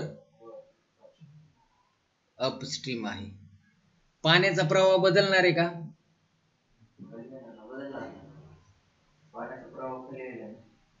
हा, तर ते बदलणार आहे का? ते पाणी असं खाली येत होतं, नदीने असं पाणी वाहत होतं, पण बोट आता इकडं अशी या दिशेने चालली, तर पाणी आता उलट्या दिशेने जाणार का? नाही जाणार. पाणी जे त्याच्या दिशेनेच फ्लो होणार, तर पाणी असंच फ्लो होणार. ठीक आहे. तर या ठिकाणी बघा, पाणी इकडं फ्लो होईल आणि बोट इकडं फ्लो होईल. वॉटर खाली आणि बोट वर, बरोबर आहे. बघा, हे वॉटरचं डायरेक्शन आहे, हे बोटचं डायरेक्शन आहे. इथं हे वॉटरचं डायरेक्शन, हे बोटचं डायरेक्शन. याला म्हणतात अपस्ट्रीम, याला म्हणतात डाऊनस्ट्रीम. आता बोटची स्पीड काय राहणार डाऊनस्ट्रीम मध्ये? डाऊनस्ट्रीम मध्ये बोटची स्पीड काय राहणार? किती राहणार? एक्झॅक्ट स्पीड किती राहणार? जास्त राहणार, पण एक्झॅक्ट किती राहणार? एक्स किलोमीटर पर आवर. हे पाण्याची स्पीड आहे. बोटची स्पीड आहे 12 किलोमीटर पर आवर. मग नेमकी स्पीड त्याची किती राहणार? दोन्हीची ऍड करावं लागेल ना. 12 प्लस एक्स किलोमीटर पर आवर. Very good. किती राहणार? डाऊन स्ट्रीम मध्ये बोटची स्पीड किती राहणार? 12 प्लस एक्स किलोमीटर पर आवर. समजलं का? डाऊन स्ट्रीम मध्ये बोटची स्पीड काय राहणार? 12 प्लस एक्स किलोमीटर पर आवर. आता अपस्ट्रीम मध्ये सांगा बरं, किती काय राहील स्पीड? ह्याच्यापेक्षा जास्त राहील का कमी राहील? पाण्याच्या विरुद्ध दिशेने बोट चालली आहे, पाण्याची पण स्पीड आहे, आणि त्याच्या विरुद्ध दिशेने बोट चालली आहे. स्पीड काय राहणार मग किती राहणार? पण तरी 12 मायनस एक्स. कोणी सांगितलं? अरे वा, correct. 12 minus x kilometre per hour ही राहणार आहे स्पीड. कधी राहणार आहे ही? अपस्ट्रीमला. आणि ही कधी राहणार आहे स्पीड? डाऊनस्ट्रीम. ही जी कन्सेप्ट आहे का, यूपीएससी मध्ये असे प्रश्न आलेले, एमपीएससी मध्ये असे प्रश्न आलेले. प्रत्येक स्पर्धा परीक्षा असते का, प्रत्येक स्पर्धा परीक्षेमध्ये हा एक स्टँडर्ड क्वेश्चन आहे. पाण्याचा प्रवाह आणि बोटचा प्रवाह, बोटची स्पीड आणि पाण्याची स्पीड या दोन्हीचं ऍडिशन करावं लागते डाऊनस्ट्रीम मध्ये. डाऊनस्ट्रीम म्हणजे काय? की पाण्यासोबत बोट म्हणजे वाहतीये पाण्याच्या दिशेने, त्याला म्हणायचं डाऊनस्ट्रीम. आणि अपस्ट्रीम म्हणजे काय? पाण्याच्या विरुद्ध दिशेने, पाणी ज्या दिशेने वाहते त्याच्या विरुद्ध दिशेने बोट मूव्ह करते, त्याला म्हणायचं अपस्ट्रीम. ठीक आहे. तर ही कन्सेप्ट लक्षात ठेवा. तर ह्याच्यामधून तुम्हाला आता बरंच लक्षात आलंय. आता ह्याचाच यूज करायचं आपल्याला. आता मला सांगा, हे जे वॉटर करंट आहे त्याची स्पीड आपण किती घेतली? Speed of water current. हा, ही कन्सेप्ट कळाली का ऑनलाईन मध्ये? अपस्ट्रीम डाऊनस्ट्रीम ची कन्सेप्ट कळाली का? हो. हा, आता मला सांगा, let speed of water current, speed of water current be किती? X kilometre per hour. तर आपण या ठिकाणी वॉटर करंटची स्पीड घेतली एक्स किलोमीटर पर आवर. आता बोटची स्पीड किती दिली आहे आपल्याला? Speed of boat, speed of boat किती आहे? किती आहे बोटची speed? 12 kilometre. The speed of boat in still water is 12 kilometre per hour. तर किती आहे? 12 किलोमीटर पर आवर.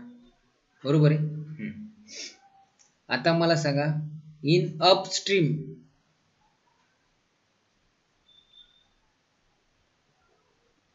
अपस्ट्रीम मध्ये मला सांगा आता, speed of water current speed of water current. Upstream म्हणजे कोणती?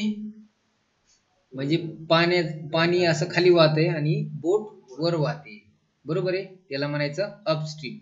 In upstream speed of water current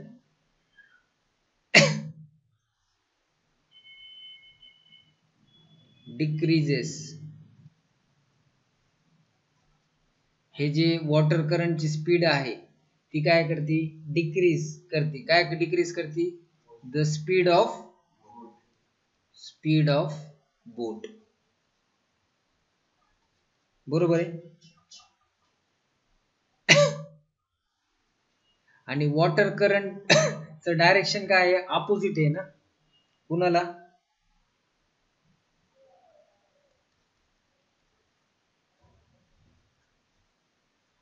it is the opposite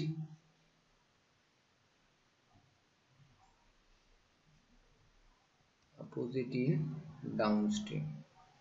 आता बघा हे काय लिहिलंय मी सांगतो, याचं एक्सप्लेनेशन देतो. बघा इथे काय लिहिलंय मी, इन अपस्ट्रीम मध्ये काय होतंय? Speed of water current decreases the speed of boat, बरोबर आहे का. अपस्ट्रीम मध्ये काय करते? हे स्पीड जी आहे या वॉटर करंटची ही काय करते? डिक्रीज करते. कुणाची स्पीड डिक्रीज करते? या बोटची. आणि डाउनस्ट्रीम मध्ये काय होते? Downstream and it is the opposite in downstream.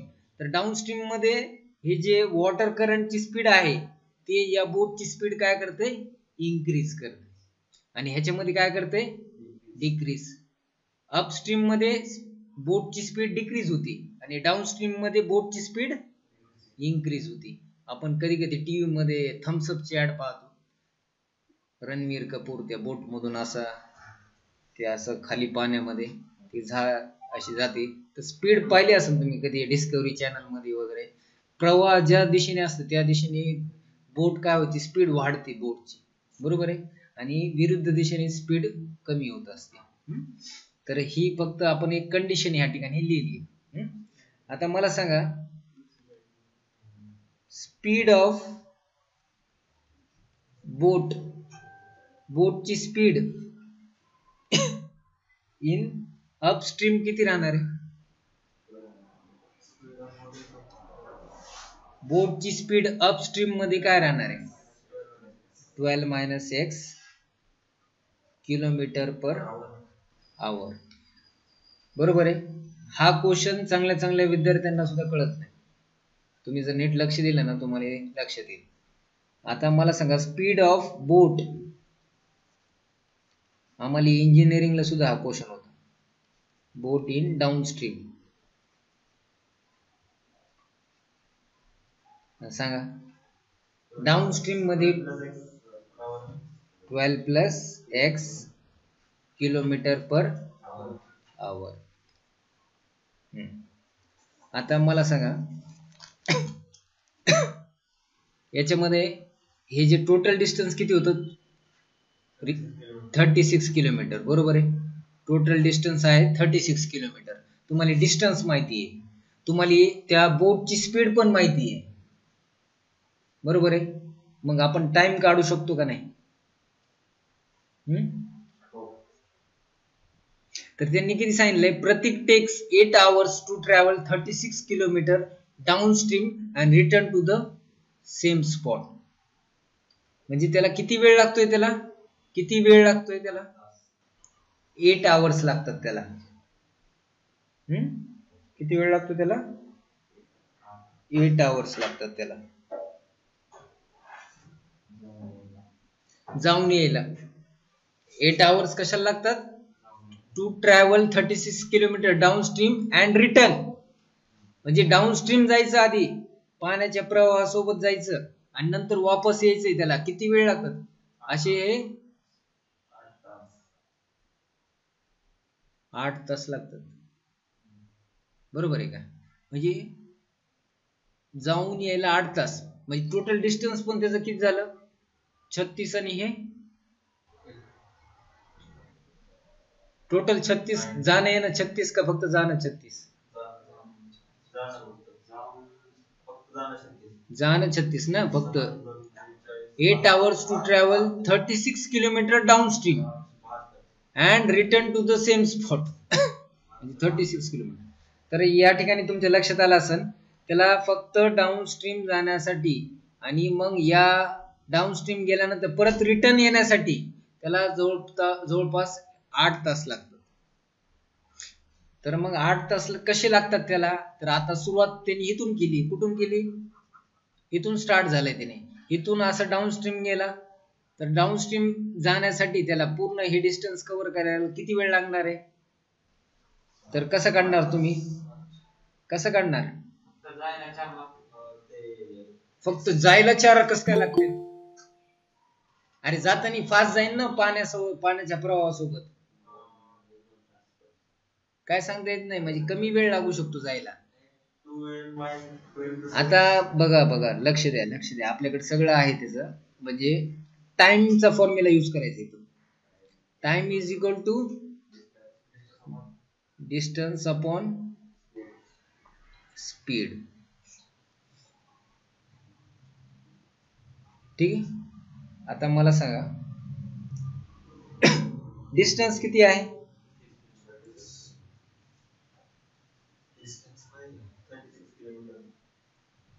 हा. आता time is equal to distance upon speed एवढं तर फॉर्म्युला माहिती आहे आपल्याला. आता आपण अपस्ट्रीम आणि डाऊनस्ट्रीम या दोन्हीचा आपल्याला टाइम काढायचा आहे. एक्झॅक्ट टायमिंग म्हणजे आपल्याला लक्षात येईल की त्याला डाऊनस्ट्रीम जायला किती वेळ लागला आणि अपस्ट्रीम जायला किती वेळ लागला हे आपल्याला एक्झॅक्ट काढायचं.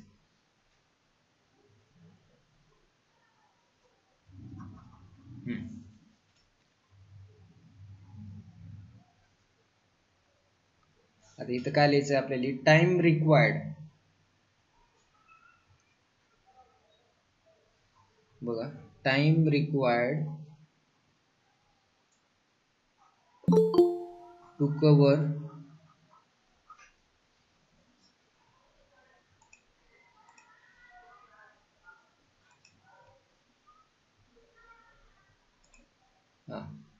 Time required to cover 36 kilometre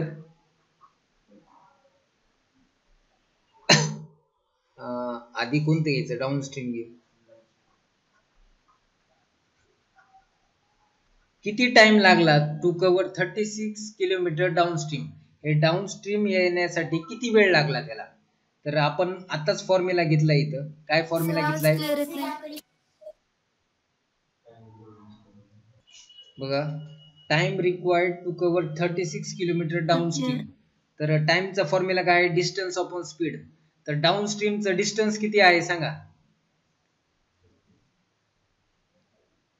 36. आणि स्पीड किती आहे? डाऊनस्ट्रीमची स्पीड किती आहे? डाऊनस्ट्रीमची 12 प्लस एक्स. बरोबर आहे. 12 प्लस एक्स. आता हे जे आलंय ते काय आलेलं आहे? आपलं टाइम आलेलं आहे. तर टाइम कशामध्ये? आवर्स मध्ये. ठीक आहे. आता हे डाऊनस्ट्रीम येण्यासाठी त्याला लागलेला वेळ आहे. आता कोणता काढायचा? Time required to cover 36 kilometre upstream. बरोबर आहे का? आता डाऊनस्ट्रीम आलाय. आता रिटर्न चाललाय ना तो. रिटर्न जाणार आहे आता तो. तर रिटर्न मध्ये काय राहणार आहे? टाइम इज इक्वल टू काय? डिस्टन्स. किती distance? 36 upon 12 minus x hours. समजलं एवढं?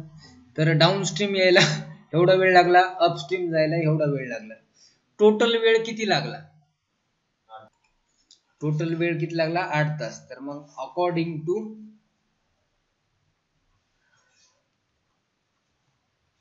कोणती कंडिशन आली आता मला सांगा?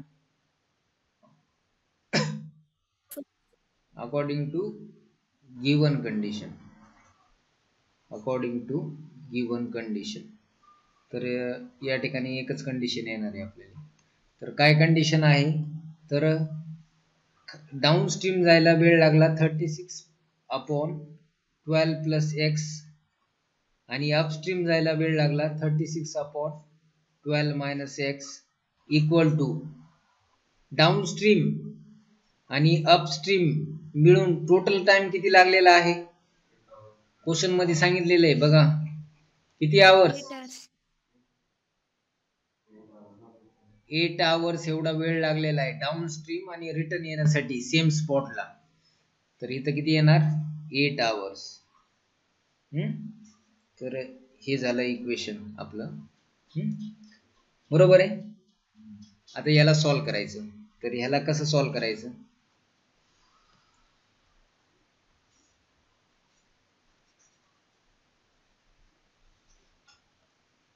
आता याला सॉल्व करून आपल्याला x ची व्हॅल्यू फाइंड करायची. तर या ठिकाणी मला सांगा 36 आणि 36 दोन्ही मध्ये कॉमन आहे. तर आपण काय करू, 36 ला बाहेर घेऊ, मध्ये काय येणार 1 plus 12 plus x plus 1/12 minus x is equal to 8. आता मी याला असं लिहू शकतो का बघा, 1/12 plus x plus 1/12 minus x is equal to 8/36. आता 8 आणि 36 ला कशाने डिवाइड करू शकतो आपण, 4 नी. 4 2 जा 8, 4 9 जा 36. ठीक आहे. तर हे किती आलं 1/12 plus x minus plus 1/12 minus x is equal to 2/9. आता काय करायचं, या ठिकाणी या 12 मायनस एक्स नी 1 ला मल्टिप्लाय करायचं. तर किती येते हे 12 मायनस एक्स, या 1 नी या 12 प्लस एक्स ला मल्टिप्लाय करायचं, किती 12 प्लस एक्स. आणि इथं डिनॉमिनेटर मध्ये 12 plus x into 12 minus x is equal to 2/9. तर इथं काय होणार बघा, इथं मायनस एक्स आहे, इथं प्लस एक्स आहे, हे दोन्ही काय होणार कॅन्सल. 12 प्लस 12 किती येते, 12 प्लस 12 24. आता खालच्या साईडला काय येणार आहे, हे 12 प्लस एक्स 12 मायनस एक्स आहे. तर एक फॉर्म्युला आठवतोय का तुम्हाला, ए प्लस बी आणि a minus b is equal to काय असते, ए स्क्वेअर मायनस, मग इथं पण काय येईल 12 चा स्क्वेअर, 12 चा स्क्वेअर किती येते 12 स्क्वेअर मायनस बी चा स्क्वेअर म्हणजे काय x square is equal to 2/9. ठीक आहे. आता याला सॉल्व करायचं आपल्याला. तर आता इथं काय करावं लागेल आपल्याला, स्क्वेअर करून घ्यायचं इथं खालच्या. तर 24 जशाल तसं, 12 चा स्क्वेअर किती 144 minus x square is equal to 2/9. आता 9 नी याला मल्टिप्लाय करायचं आणि यांनी याला मल्टिप्लाय करायचं, क्रॉस मल्टिप्लिकेशन करून. तर काय 24 इंटू 9 आणि 2 into 44 minus x square. 24 into 9 किती येते, 24 इंटू 9 216 आणि 2 इंटू ए मल्टिप्लाय करायचं, 2 इंटू 144 किती येते, तर हे येते 288 minus 2x square, 2 into x तर 2x स्क्वेअर, हे minus plus into minus minus. इथपर्यंत समजलंय, ही स्टेप समजली का नाही. हा हा बघा,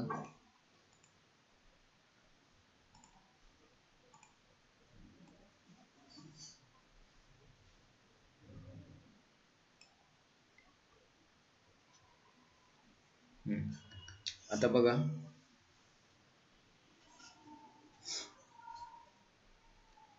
हे -2x² इकडे आल्यानंतर काय येणार आहे, -2x² इकडे लेफ्ट साइडला आल्यानंतर 2x² +2x². करेक्ट. आता हे किती आहे, +216. आता हे +288 आहे, ते लेफ्ट साइडला आल्यानंतर -288 इक्वल टू 0. आता 2x² 2x² हे जशाल तसं लिहायचं. आता 216 - 288 किती येते, तर हे येते बघा -72 येते. कारण की मोठ्या नंबरची साइन मायनस म्हणून मायनस. आता काय करायचं, 2x² इज इक्वल टू हा -72 राईट साइडला गेला तर किती येईल, +7. आता इथं x² इज इक्वल टू 72/2. 2 1 जा 2 3 जा 2 6 जा. x² इज इक्वल टू किती आलं, 36. आता या ठिकाणी स्क्वेअर रूट घ्यायचं दोन्ही साइडला.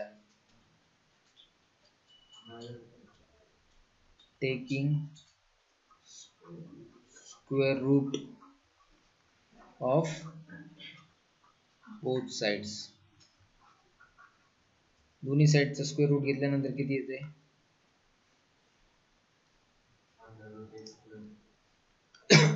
x इज इक्वल टू, तर बघा ±6 येते. आता तुम्हाला प्रश्न पडला असं नाही प्लस मायनस कुठून आले, बरोबर आहे. आता बघा त्याचं उत्तर सांगतो मी. इथं इक्वेशन काय आल्या, x² इज इक्वल टू 36, बरोबर आहे. आता मी +6 चा स्क्वेअर करा, किती येते, +6 चा स्क्वेअर 36 येते. आला का 36. आणि इकडे पण x² करायचं, दोन्हीकडे पण स्क्वेअर करायचं. इथं x² आला, +6 चा स्क्वेअर आला 36. आता काय करायचं, ह्या x चा स्क्वेअर करायचा. आता -6 चा स्क्वेअर किती येतो, 36च. तर किती आला, 36च येते. आणि x चा पण स्क्वेअर x². म्हणजे तुमच्या लक्षात आलं असेल -6 आणि +6 चा स्क्वेअर 36च येते. म्हणून x ची किंमत एक तर +6 येत असते किंवा -6. आता आपल्याला कोणती घ्यायची, आता बघायचं आपल्याला. तर क्वेश्चन मध्ये काय विचारलेलं आहे आपल्याला, find the speed of water current. Water current speed कधी निगेटिव्ह असते का, तर मग इथं काय येणार, speed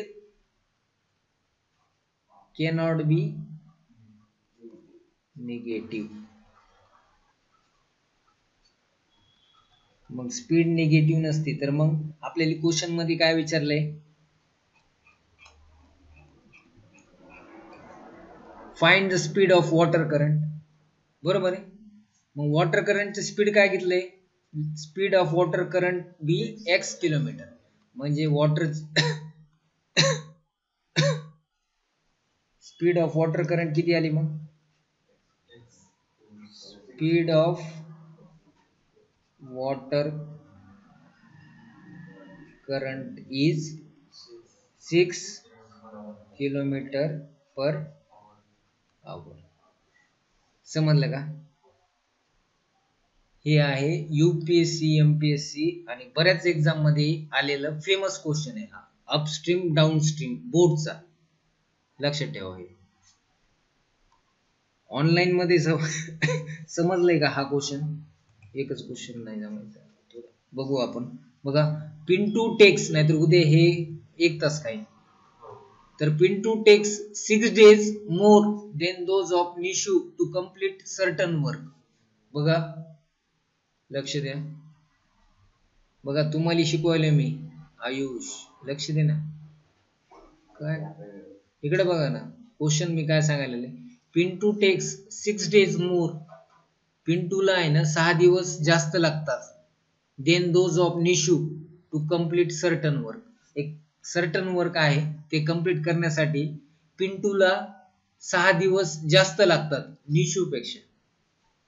if they work together they finish it in 4 days. जर ते दोघ जण सोबत वर्क करायला लागले तर ते किती दिवसामध्ये कंप्लीट करतात वर्क, 4 days मध्ये how many days would it take to complete the work if they work alone? जर तेच वर्क त्यांनी जर इंडिव्हिज्युअली अलोन एकट्यानेच केलं तर किती दिवस लागतील त्यांना कंप्लीट करायला? समजला का क्वेश्चन? नाही समजला? बघा परत एकदा सांगतो मी. पिंटू नावाचा मुलगा आहे, त्याला तो 6 दिवस त्याला जास्त लागतात. निशू नावाच्या निशू मुलीचं नाव आहे ना, निशू. तर निशूपेक्षा पिंटूला 6 दिवस जास्त लागतात एक सर्टन काम करण्यासाठी, सर्टन वर्क करण्यासाठी. एक ठराविक काहीतरी वर्क आहे, ते वर्क करण्यासाठी पिंटूला 6 दिवस जास्त लागतात निशूपेक्षा. इफ दे वर्क टुगेदर, जर दोघांनी सोबत जर काम केलं, they finish it in 4 days. ते जे काम आहे ते 4 दिवसात दोघ जण कंप्लीट करतात. पुढील प्रश्न काय म्हणताय? How many days would it take, तर किती दिवस लागतील to complete the work if they work alone. जर त्या दोघांनी फक्त दोघांपैकी एक जणांनीच काम जर केलं, एकट्यानेच केलं, तर त्या पिंटूला किती दिवस लागतील ते काम कंप्लीट करायला, आणि निशूला किती दिवस लागतील तर ते एकटेच काम करायला लागले. म्हणजे एकदा पूर्ण काम ते एकदा पिंटूच करणार. मग त्या पिंटूला किती दिवस लागतील एकटाच काम केल्यावर? आणि जर समजा आता पिंटू नाही, आता निशूलाच काम दिलं ते सगळं, पण त्या निशूला एकटीला ते काम करायला किती दिवस लागतील, असा क्वेश्चन आहे. दोघांचं काढायचं आपल्याला किती दिवस लागतील. म्हणजे निशूने ते काम करायला तिला किती दिवस लागतात तेवढं पूर्ण काम करायला, आणि पिंटूला जर ते काम दिलं एकट्यालाच तर त्याला किती दिवस लागतात. समजलं का? आता प्रश्न थोडा समजला. आता आपण सॉल्व्ह करू का? तसं तुमच्या लक्षात येईल. आता बघा, आता ऑनलाईन मध्ये समजलंय का क्वेश्चन?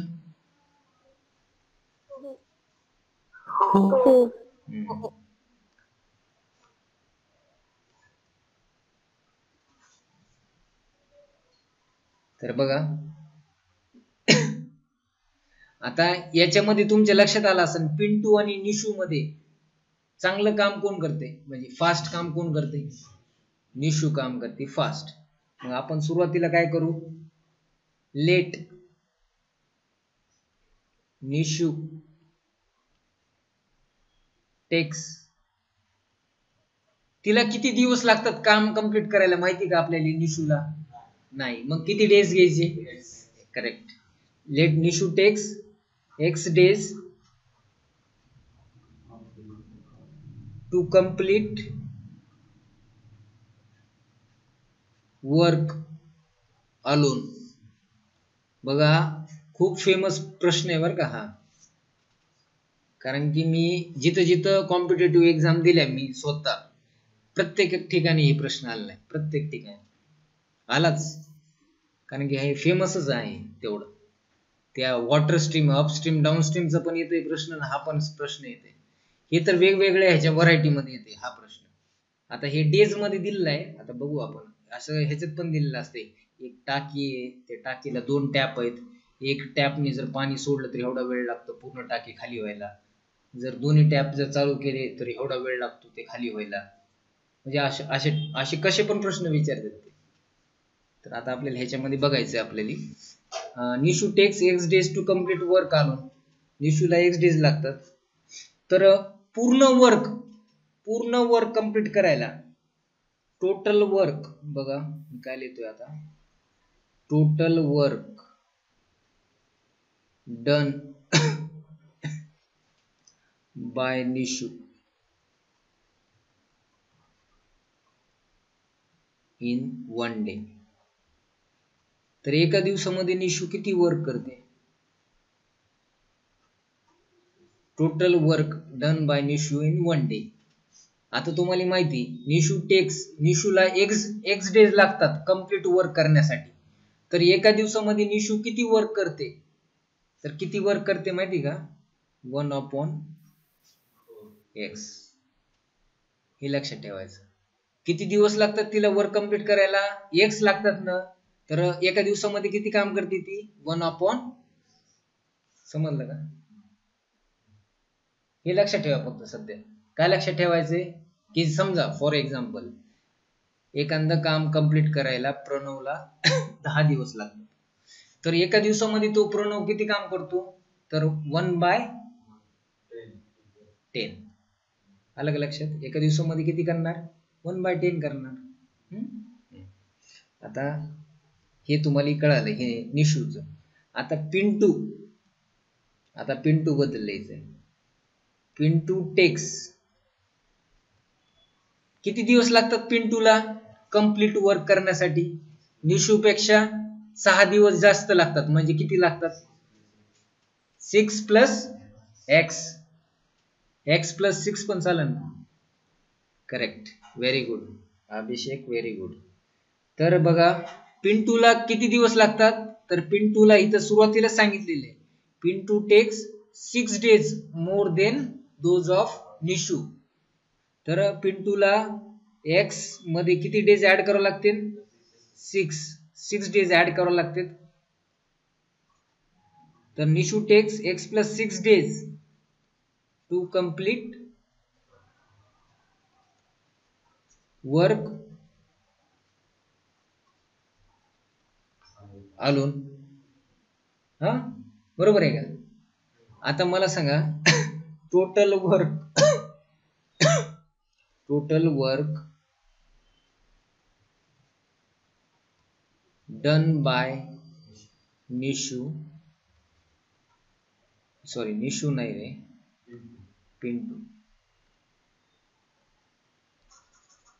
पिंटू बद्दल लिहिलंय ना आपण.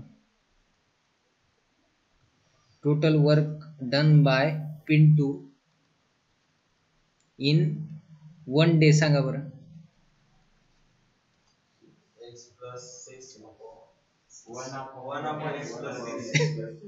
Correct, 1/x + 6. राईट. आता मला सांगा हे पिंटू एका दिवसामध्ये 1/x + 6 वर्क करतोय आणि निशू 1/x एका दिवसामध्ये 1/x एवढं वर्क करते. दोघं मिळून एका दिवसामध्ये किती वर्क करतात? टोटल वर्क बघा मी काय लिहिले ह्याचं उत्तर मला सांगा. Total work done by both in 1 day. दोघ जण मिळून एका दिवसामध्ये किती काम करतात? तर निशू एका दिवसामध्ये एवढं करते, पिंटू एका दिवसामध्ये एवढं करते. आणि मी काय विचारलं इथं? Total work done by both in 1 day. दोघं मिळून किती करतात? तर 1/x + 6. समजलं? आता आपल्याला अजून एक प्रश्नामध्ये दिलेलं आहे. काय दिलेलं आहे? If they work together they finish it in 4 days.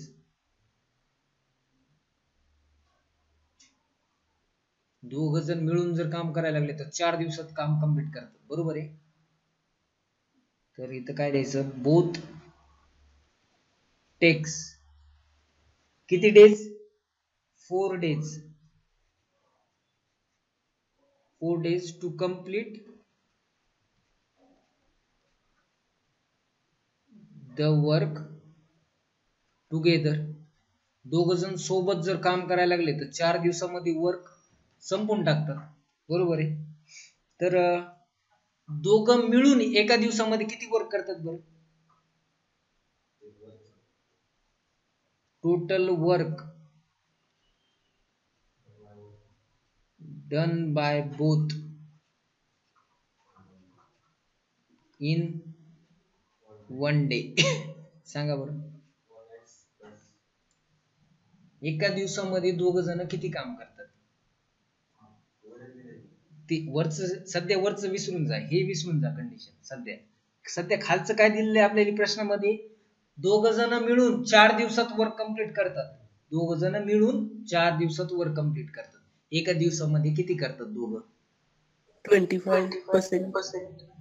नाही तसं नाही. पर्सेंटेज हा 25% करेक्ट आहे 25%. पण आपल्याला तसं पर्सेंटेज मध्ये नाही पाहिजे. 25% तसं नाही पाहिजे आपल्याला. पर्सेंटेज मध्ये नका सांगू, ह्याच्यामध्ये सांगायचंय. जसं आपण हे घेत होतो ना, आता बघा मी तुम्हाला सांगतो, तुम्ही सहज उत्तर सांगा. मला सांगा निशूला एका दिवसामध्ये किती काम, निशू पूर्ण काम किती दिवसात करते?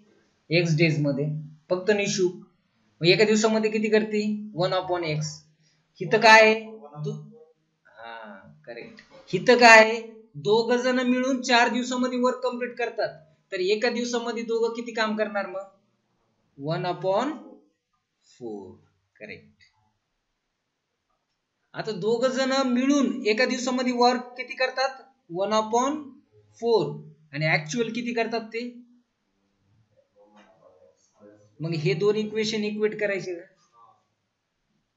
तर आपल्याला आता 1/x plus 1/x plus 6 equal to 1/4 का इक्वल केले?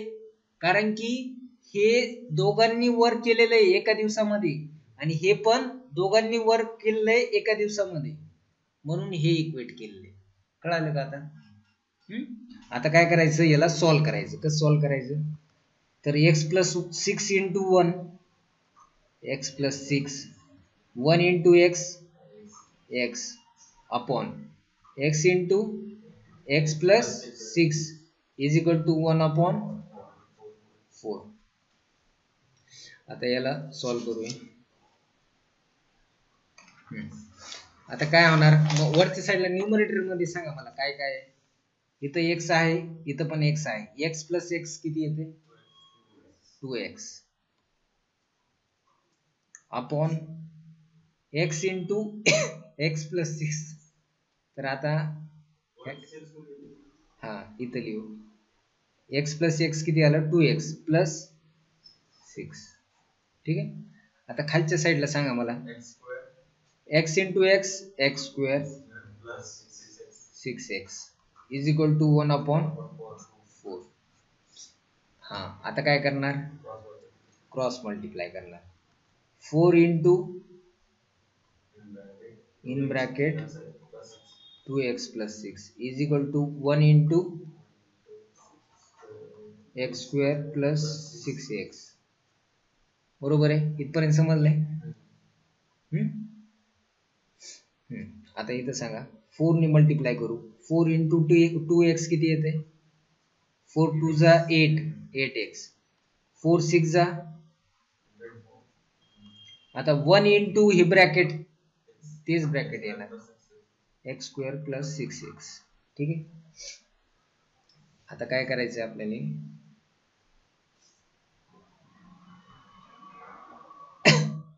तर या ठिकाणी आता हा जो 8x आहे याला आपण राईट साईडला नेऊ. तर काय होईल बघा, 24 जशाल तसं ठेवायचं. x square plus 6x. आता प्लस 8x इकडे आल्यावर काय होईल? Minus 8x. आता इथं सांगा काय होईल? 24 is equal to x square 6x minus 8x minus 2x.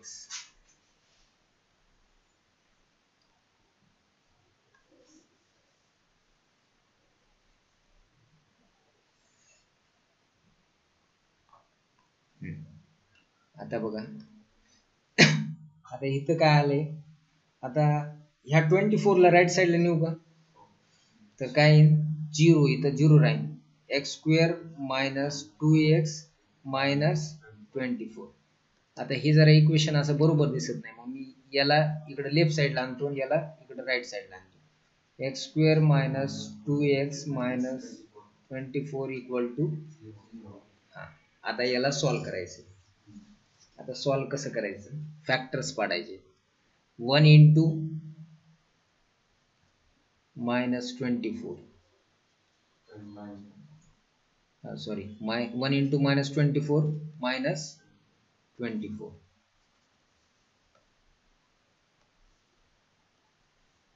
Minus 24. तर आता दोन नंबर असे सांगा मला, त्यांचा गुणाकार आला पाहिजे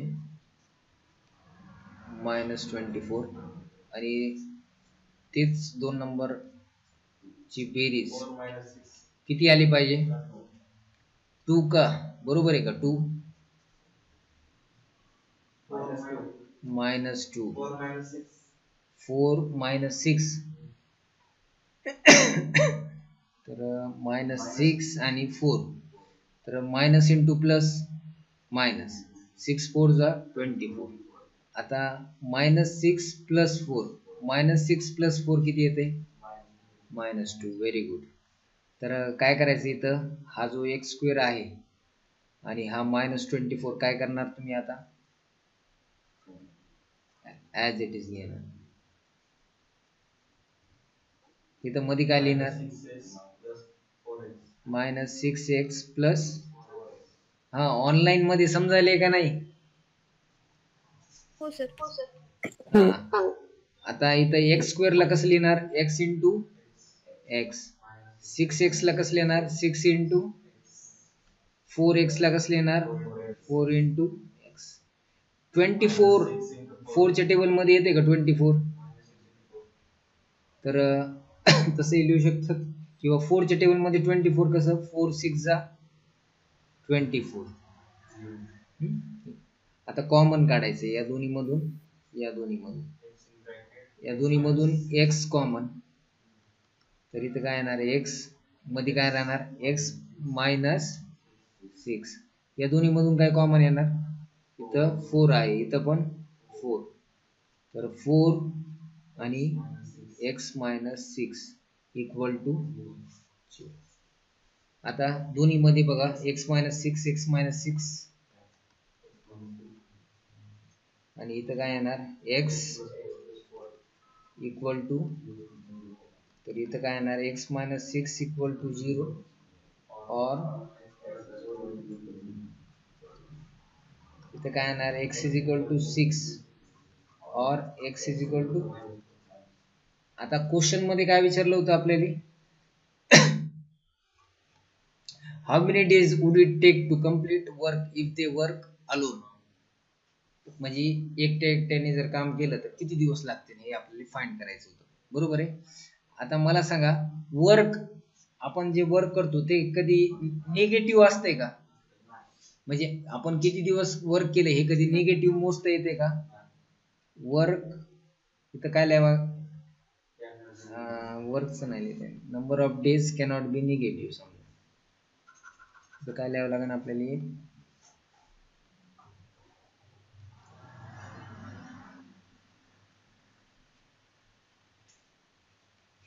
नंबर ऑफ डेज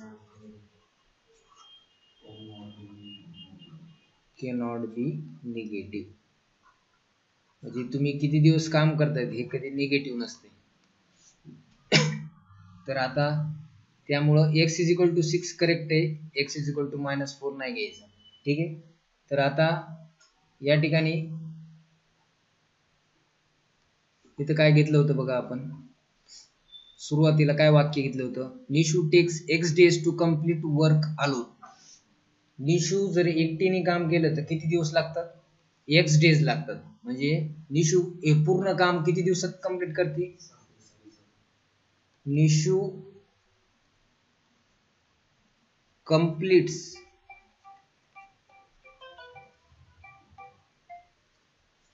हा सर हो निशू completes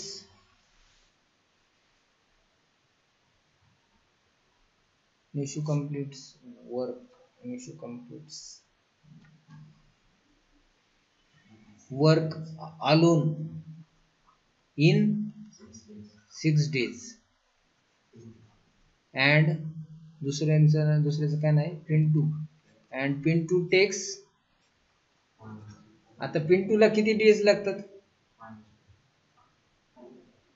आपण बघा इथं x ची व्हॅल्यू 6 आलती तर पिंटूला किती लागतात? इथं आपण घेतलं होतं काहीतरी. Pintu takes x + 6 days to complete work alone. तर x + 6 म्हणजे पिंटूला किती दिवस लागतात? x + 6 म्हणजे किती? x ची व्हॅल्यू आहे 6 + 6 12 days. तर पिंटू टेक्स 12 days